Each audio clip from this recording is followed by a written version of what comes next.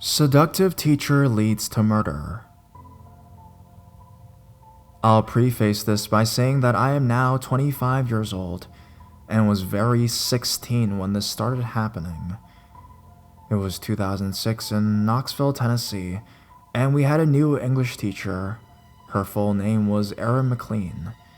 She didn't seem too odd at first, but as my junior year went on, she changed. She started showing up in short skirts and revealing tops, and became very flirtatious with the guys in my class. One of them was a senior named Sean Powell, who, well, she especially flirted with. I'll be honest, me being a 16 to 17-year-old boy and having some 20-something teacher hit on us seemed very sexy to me at the time, but I wasn't aware of the consequences this would bring. Sometime in late 2006, I believe, Sean dropped out after his grades plummeted. Since he was 18, he had all say in the matter as a legal adult. Erin was still pretty flirtatious with the rest of us, so we carried on like nothing happened. What did happen behind closed doors, however, is really unsettling to think about even today. Sean moved into a small shed-like building where Erin's husband, named Eric, band practiced. Her husband, being the nice guy he was, let him stay. After some time, however, Erin and Sean had a developing relationship, which quickly became sexual. After a few months, Eric found out about the whole affair. Long story short, he confronted Erin about it, and she insisted on staying with Sean. Her husband was completely devastated, but tried hard for his kids to keep on smiling. However, this soon became enraged about the situation, which finally came out in the worst way. On March 10, 2007, Sean showed up at Erin's house, where Eric answered the door. Sean soon became very angry and started a verbal fight with Eric, which escalated into a call to police. Sean then ran to his car but didn't drive away, instead just sitting there in the car. Eric went out to confront him, but this time with a shotgun in hand. According to Eric, he pointed the gun at Sean only as a threat to get him to leave. Sean then laughed at him, grabbing the gun and accidentally pulling the trigger right in his face. Erin made a call to the police after finding the scene, and the cops arrested Eric. Eric was eventually sentenced to 90 days after being found guilty of a much lesser unknown charge. Erin was sentenced to 95 days after finding her guilty of inappropriate conduct. When I found out about this whole ordeal, I was shaken. I felt bad for both Eric and Sean. They were both innocent in my opinion, and I feel they were very under Erin's control. I am married now, and when I have kids, I know I'll have this story to teach them about who should be educating them. It's really scary to think what could happen to them.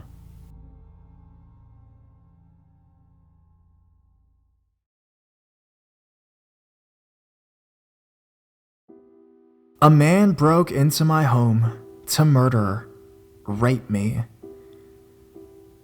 This is the first time I've ever written this down, and even though it was over 6 years ago, it has changed my personality forever. This isn't a made-up story, it genuinely happened, and was actually featured in my local paper, but I don't like the idea of people knowing who I am or finding me, so I won't link it. I'll try to keep this as short as I can, while giving most of the details. A little background for context first of all. I'm a female and was 23 at the time of the incident. I was living in the house my parents left me after they died. My dad died when I was 5 from a stomach ulcer, and my mom died of womb cancer when I was 22. I'm an only child with no grandparents or any other family, and so as you can imagine, it was pretty devastating to lose my mother, and I wasn't ready to sell her home, my childhood home, yet. So I was living there alone at the time.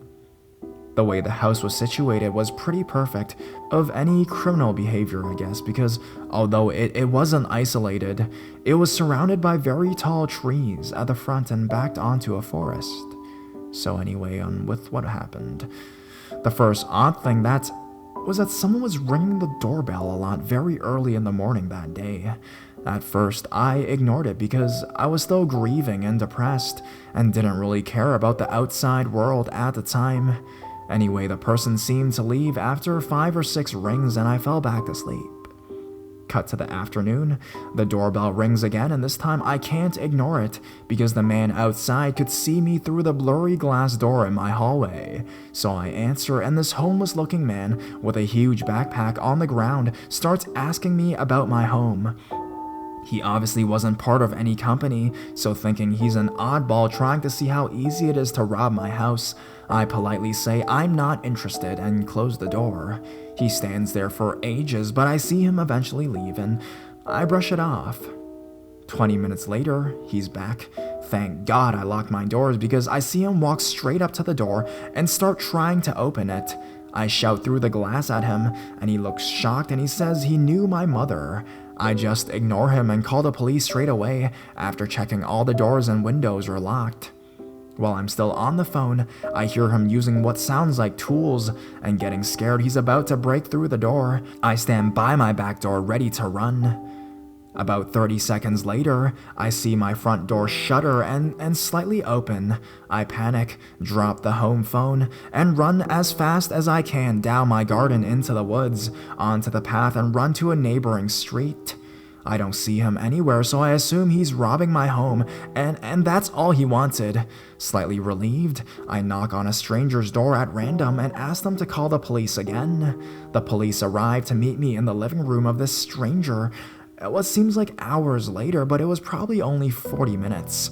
I go to the police station and find out exactly what happened was a lot creepier than what I imagined. When the police got to my home, the man was gone, but he left a host of fingerprints and evidence, and because he was known to the police, he was picked up the next day hiding in a family campsite. He wasn't too bright, obviously, and also had a long list of mental health problems. He used a long screw-like tool to break my door lock, and once inside, he left huge carving knife marks all over the hallway, as well as muddy handprints and creepy carved-out words on all 4 of the bedroom doors, like the words bitch, as well as the phrase, "gut you." It might not sound like much, but I can't explain how scary it is to see slice marks meters long covering your hallway. He also left a large knife stabbed in one of my bedroom doors. He didn't steal anything as far as I'm aware, but he actually left a note for me that morning when I hadn't answered my door, although I never saw it because it was under a plant pot. His spelling was atrocious, so it was hard to even fully understand what the note said, but he proved he knew my full name, age, and that I lived alone. Frustratingly, I wish I could say he went to prison for a long time, but in the end, I think he only got around 3 years, even though he was wanted for other petty crimes and a more serious case of rape. I've never seen him again, and since sold my old family home, but I still can't bring myself to answer the door to strangers to this day.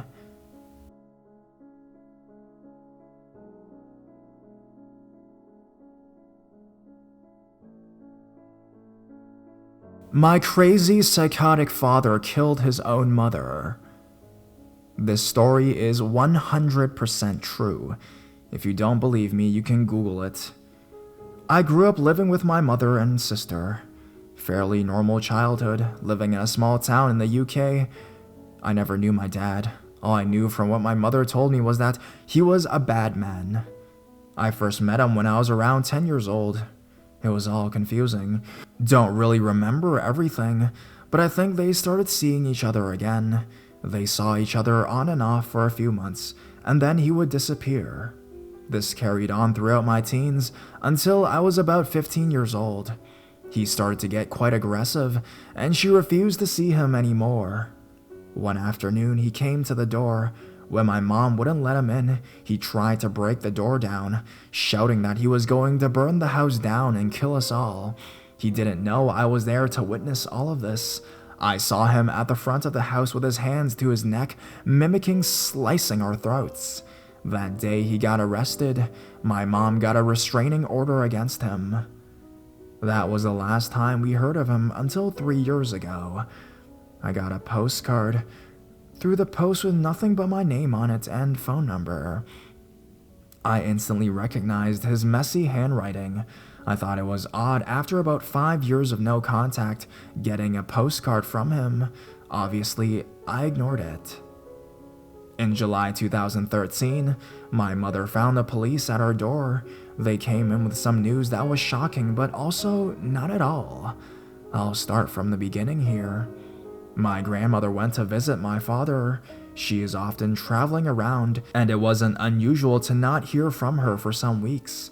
But when she wasn't heard of in 3 months, the family began to worry. The last person who had seen or heard of her was my dad. This all happened around the time I received the postcard. Her going missing had coincided with the discovery of a body around half a mile from where she was last seen. A relative identified her from a digital reconstruction of her skull, which was a striking resemblance to her. My dad was the #1 suspect at this point. He was arrested on suspicion of her murder and later charged. The police took statements, told us that they had found evidence and knew it was him. He denied all. We were following the case, which was when the grisly details started coming out. They had an argument and he ended up killing, dismembering, and then burying her in the shallow grave. They said she may have been alive when he dismembered her. Strangely enough, his family were on his side and said he was innocent. He had later come clean about the whole thing. He said he thought she was a reptile in human skin and he wanted to cut her open to see the reptile. He was being held in a secure psychiatric facility but is currently in prison. He has been assessed by multiple psychiatrists who said he has paranoid schizophrenia. He was sentenced to 9 years in prison for manslaughter, not murder. I find it absolutely appalling. He has served 3 years already, so will be out in 6. Someone who has killed his own mother in cold blood and has made death threats to his own daughter will be out of prison so soon, and it absolutely terrifies me what could possibly happen if he ever finds me or my family. I'm confused about the postcard he sent me around the time he killed her. I just don't understand how the justice system could fuck up so much and let a potentially dangerous person out of prison so soon. So yeah, that's my fucked up story about my own father.